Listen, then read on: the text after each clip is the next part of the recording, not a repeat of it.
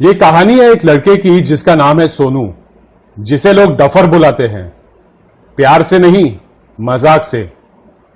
आज ये डफर एक प्राइज ले रहा है अपने स्कूल में, क्योंकि उसे 10th स्टैंडर्ड आईसीएसई में 85% मार्क्स मिले हैं।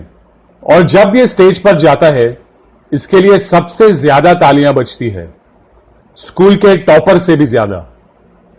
प्रिंसिपल सोनू से कहता है, सोनू तुम सारे स्कूल के जूनियर स्टूडेंट्स के लिए एक बहुत बड़े इंस्पिरेशन हो। इन बच्चों को बताओ कि तुम कैसे इतने सक्सेसफुल हुए और तुमने कैसे अपने मार्क्स इतने इंप्रूव किए इतने कम टाइम में। सोनू स्टेज पर आता है और कहता है, बहुत सिंपल है, मैंने कॉपी किया।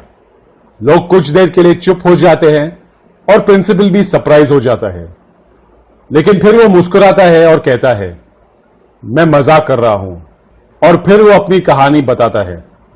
9th स्टैंडर्ड के शुरुआत में मैं मुश्किल से पास होता था और शायद कभी कुछ सब्जेक्ट्स में पास भी नहीं होता। मैं 9th स्टैंडर्ड के उन लड़कों में से था जो हमेशा ही एक बैक बेंचर स्टूडेंट रहा है, जिस पर दूसरे स्टूडेंट्स गारंटी के साथ शर्त लगा के कह सकते हैं कि सोनू किसी न किसी सब्जेक्ट में फेल होगा, हर एग्जाम में। अब चलते हैं सोनू के क्लास की थोड़ी सी हिस्ट्री में। उसी के क्लास का एक टॉपर है, रेहान, जो हर बार फर्स्ट आता है। अगर बाय चांस भी सेकंड आ गया, लोग बहुत ही सरप्राइज हो जाते हैं। सोनू और रेहान है तो एक ही क्लास में, लेकिन दोनों की क्लास की रेपुटेशन में बहुत फर्क है। रेहान कभी सोनू से नजर भी नहीं मिलाता, शायद क्योंकि उसे ऐसा लगता है कि वो उसके रिस्पेक्ट के काबिल भी नहीं है। हर रोज रेहान और सोनू एक ही पब्लिक बस में स्कूल जाते हैं, लेकिन कभी एक दूसरे से बात भी नहीं करते।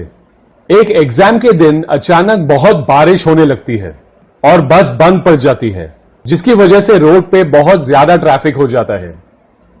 सब लोग बस से बाहर निकलते हैं और जैसे ही उतरते हैं, सारे लोग जल्द ही जो भी टैक्सी सामने मिले उसे ले लेते हैं। और इसी वजह से एक टैक्सी मिलना बहुत मुश्किल हो जाता है और लोग टैक्सी शेयर करना शुरू कर देते हैं। बहुत मुश्किल से सोनू को रोड की आखिरी टैक्सी मिलती है और वो उसमें घुस जाता है, जो टैक्सी की आखिरी सीट है। उसे पता है कि वो एग्जाम के लिए लेट होने वाला है आज। जैसे ही सोनू टैक्सी का दरवाजा बंद करने वाला है, वो देखता है रेहान को, जो वही आखिरी सीट लेने की कोशिश कर रहा था, लेकिन वो सोनू से थोड़ा पीछे रह गया। वो एक दूसरे को देखते हैं और कुछ कहते नहीं। टैक्सी आगे बढ़ती है, लेकिन कुछ सेकंड बाद सोनू टैक्सी ड्राइवर से कहता है, एक मिनट, टैक्सी रोक दो। और टैक्सी वाला गुस्से में टैक्सी रोकता है और दूसरे पैसेंजर भी गुस्से में आ जाते हैं। जैसे ही टैक्सी रुकती है, वो उतर जाता है और दरवाजा खोलता है रेहान के लिए। रेहान काफी चौंक जाता है। टैक्सी वाला चिल्लाता है, अरे जल्दी बताओ कौन आ रहा है, नहीं तो बहुत लोग रुके हैं। रेहान बिना कुछ कहे टैक्सी के अंदर जल्दी से बैठ जाता है और टैक्सी निकल जाती है। टैक्सी में रेहान को ऐसा लगता है कि उसने ठीक नहीं किया। वो एग्जाम के लिए 10 मिनट लेट पहुंचता है और जल्द ही पेपर्स लेकर आंसर लिखना शुरू कर देता है। 15 मिनट बाद एक आवाज आती है क्लासरूम में, एक्सक्यूज मी मिस। सोनू पूरा का पूरा भीगा हुआ पहुंचा है। टीचर उससे डांटती है और कहती है, जल्दी करो डफर, ये लो पेपर्स। एग्जाम के बाद रेहान सोनू को देखता है और उसके चेहरे से ही समझ जाता है कि सोनू का एग्जाम बहुत खराब गया है। जब एग्जाम का रिजल्ट आता है तो रेहान ने फिर से टॉप किया है, लेकिन सोनू एक अकेला है जो फेल हो गया। हमेशा की तरह सब उसका मजाक उड़ाते हैं, सिवाय रेहान के। कुछ दिन बाद एक सैटरडे जब सोनू घर पे है, उसकी मां उससे कहती है, सोनू तुम्हारे स्कूल का कोई दोस्त आया है तुमसे मिलने। वो सोचता है उसका तो कोई दोस्त है ही नहीं स्कूल में, और जब वो जाकर देखता है तो रेहान दरवाजे पे खड़ा है। अंदर आकर वो उससे कहता है, सोनू मैं तुम्हें थैंक यू कहने आया हूं। उस दिन जो तुमने मेरे साथ किया वो और कोई नहीं करता, और मैं तो डेफिनेटली नहीं करता तुम्हारे लिए। कोई बात नहीं, सोनू जवाब देता है, मैं तो शायद फिर भी पास नहीं होता। रेहान कहता है, सोनू मुझे तुमसे कुछ पूछना है। तुमने 10th स्टैंडर्ड बोर्ड एग्जाम के लिए कितना परसेंटेज का टारगेट रखा है? सोनू कुछ देर सोच में चला जाता है क्योंकि उसने कभी मार्क्स के लिए टारगेट रखा ही नहीं। वो फिर भी जवाब देता है 75%। रेहान उसकी बात सुनकर मुस्कुराता है और कहता है, क्यों झूठ बोल रहे हो सोनू?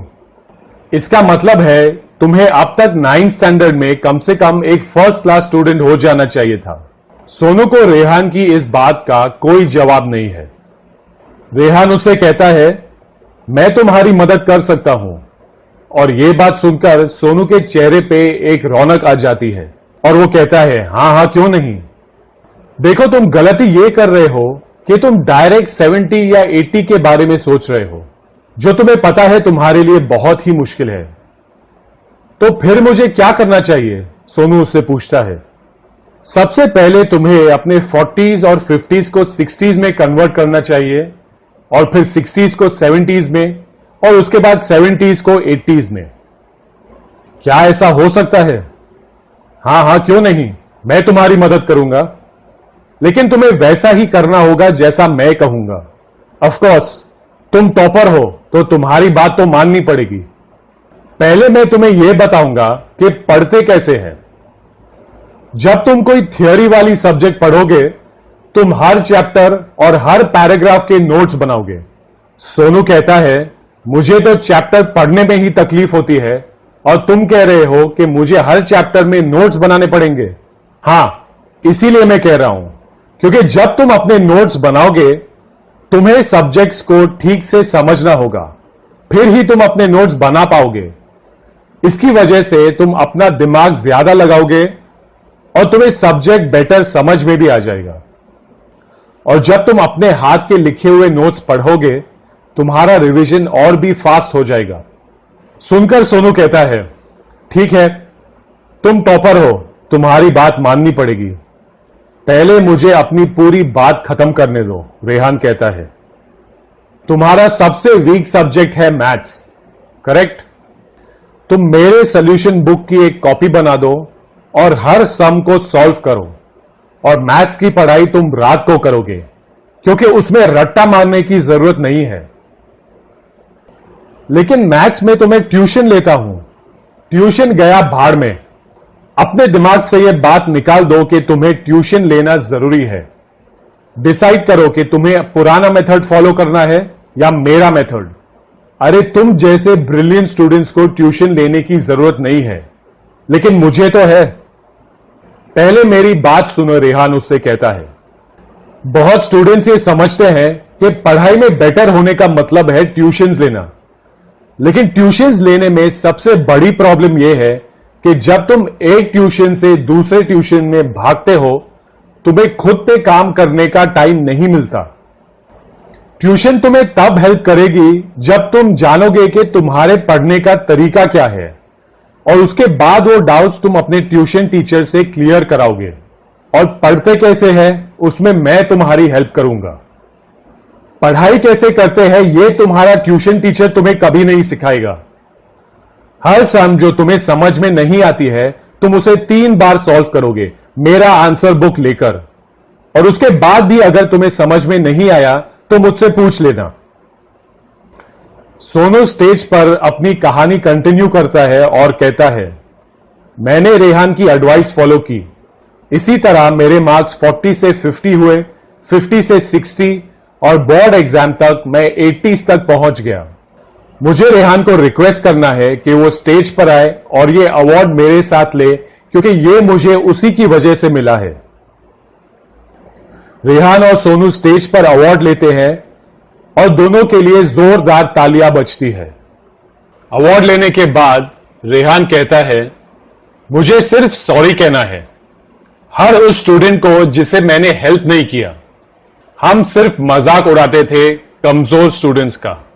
कभी मैंने यह नहीं सोचा कि एज अ टॉपर मुझे वीक स्टूडेंट्स को भी गाइड करना चाहिए। मुझे इस बात का एहसास तब हुआ जब सोनू ने मेरे लिए इतना बड़ा सैक्रिफाइस किया उस एग्जाम के दिन, और वो दोनों स्टेज से निकल जाते हैं। उसके बाद प्रिंसिपल आता है और कहता है, स्टूडेंट्स मुझे पता है कि तुम सब लोग सोनू को डफर कहकर बुलाते थे, लेकिन वो एक डफर नहीं है, वो एक अंडरडॉग है। अंडरडॉग हम उस इंसान को कहते हैं जो एक ऐसी चीज करके दिखाता है जो किसने कभी सोचा भी नहीं वो ऐसा कर सकेगा। और इसीलिए जब एक अंडरडॉग सक्सेसफुल होता है तो हमें ज्यादा खुशी होती है, क्योंकि हर किसी को यह लगता है कि मेरे अंदर भी एक अंडरडॉग है जो एक दिन बाहर निकलेगा और ऐसा कुछ करके सबको दिखा देगा कि मैं भी सक्सेसफुल हो सकता हूं।